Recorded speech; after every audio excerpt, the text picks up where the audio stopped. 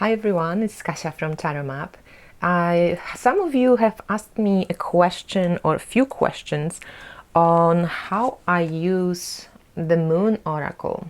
I've done the little kind of introduction into this deck, which I received from this generous YouTuber as a thank you for the work I do. And some of you asked me how do I use it, because it is a very, not a very typical deck.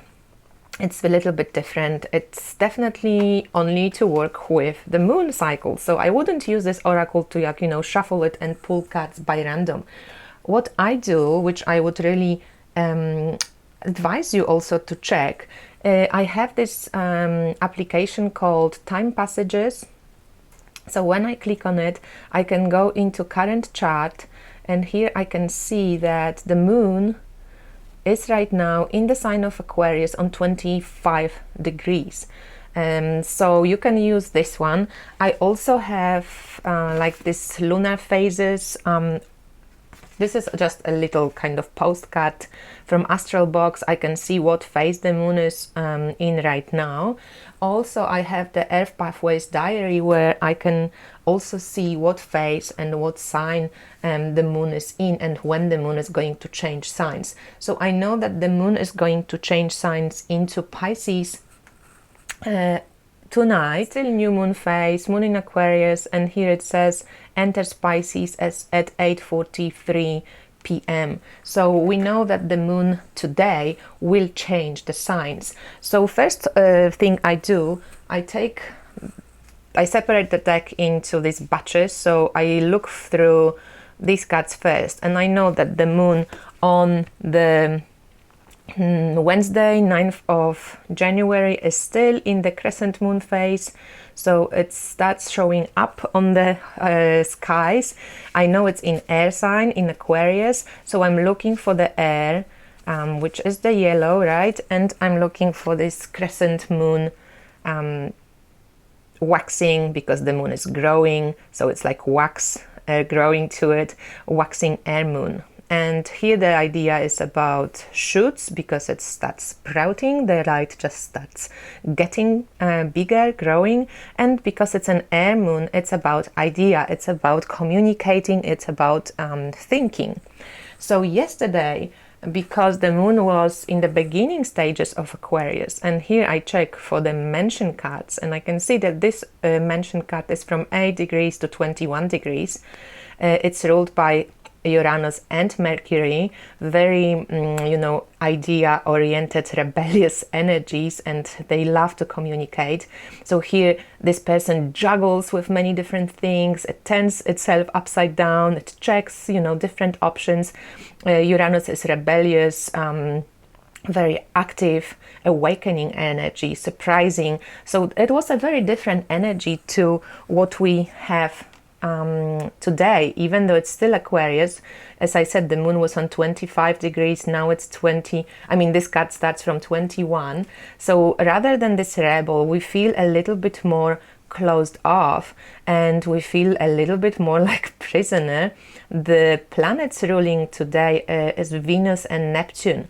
So we might pay attention to our relationships, how we think about relationships, what we want to grow, but also Neptune, which is a very spiritual planet, but also a planet that dissolves boundaries. But often because of this, we feel a little bit confused, we feel a little bit stuck, we're not quite sure what we want, we're not quite sure what we feel, we're not quite sure what to decide upon.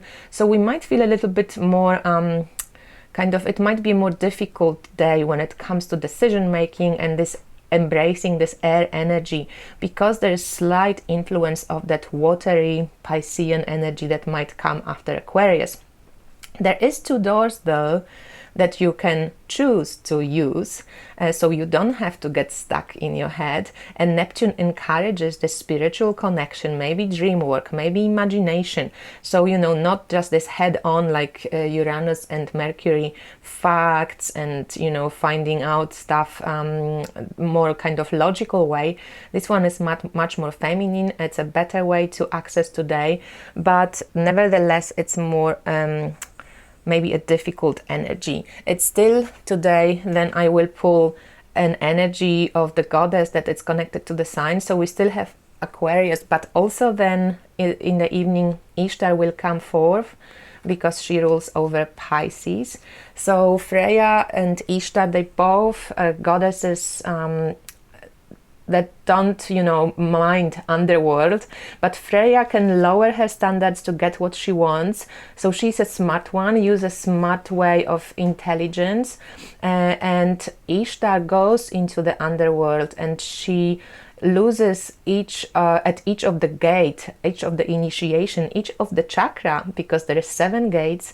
She loses a piece of her garment and then she arrives by herself. This is a plant of longevity and eternal life and plant of transformation, and she gets imprisoned in the underworld only to get rescued and come back through the 7 gates to the living. So we might feel imprisoned for a while, especially when this change from air to water will happen. And I pull also the tarot cards as the daily, but also as the reflection of the moon energy. And we see that what we have to pay attention to is the Knight of Swords. So it is about communication. It is about sometimes speaking too fast or saying something that might hurt somebody, finding ourselves in quite difficult or dubious situation. This glyph, I can't help but think of the south node of the moon, which is also sometimes our karmic lessons that we are learning and our gifts that we're bringing into this world. But nevertheless, I would advise us to pay attention to what we say today. And when we find ourselves in the situations which seem to be, without solution, there's always a solution. So give yourself time or use some ways of thinking about these solutions, not only with your brain and intelligence and but use your intuition and instincts as well. Otherwise you might find yourself involved in some hard situations where you can have a lot of quarrels maybe, or on the positive end, I would hope that you will so use this air energy that it will bring you awakening, and whatever needs to go will go. But with tower energy, the crown falls down, something gets burned, like in the bush, for example, so that something new can grow. So sometimes tower also means enlightenment and awakening to something deeper, to a deeper truth. But as the energy of the day shows us, we might feel like we lost something today, like we're not feeling quite okay. We might feel a little bit sad. There's still 2 cups standing, so don't despair. Water with these 2 cups what you want to see grow, because it's still this crescent moon, so something will be growing. But today we might feel a little bit like we can't really move forward, and I would advise us to pay special attention to what we say, how we say it, how we think about stuff, because that's just how the energy of the moon is leading us to deal with it. So just to come back to this, how I use this energy, I would always check, as I said, what's the moon phase. I will look for the moon phase. If it's crescent, it's at first quarters, gibbous. You have multiple pages, or Google, you can always find it, even if you don't have any diaries or if you don't have stuff.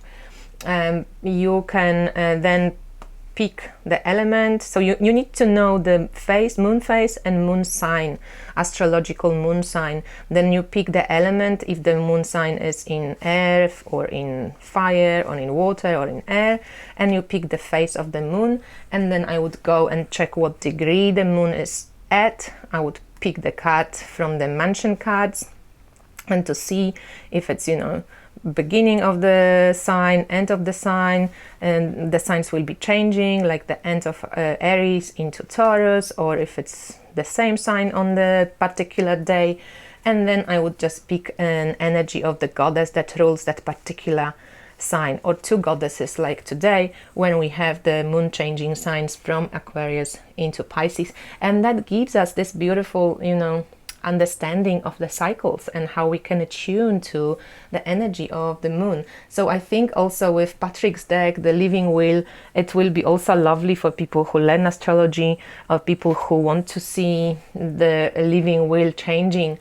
As like with this oracle, you can by putting it out there, you actually attuning and you paying some attention to how these energies actually work for you. And adding tarot to it, for example, will also reflect back where we have to be careful, what we can embrace. So for example, for me, this is the energy of the day, but this is something I should be aware of. So, you know, I might instinctively tend to do that Knight of Swords, but this is something which I should embrace. So in this case, Tower does speak about opening myself up to ideas, opening myself up to those doors that I don't have to feel, you know, at back to the wall or backed in a one-way street.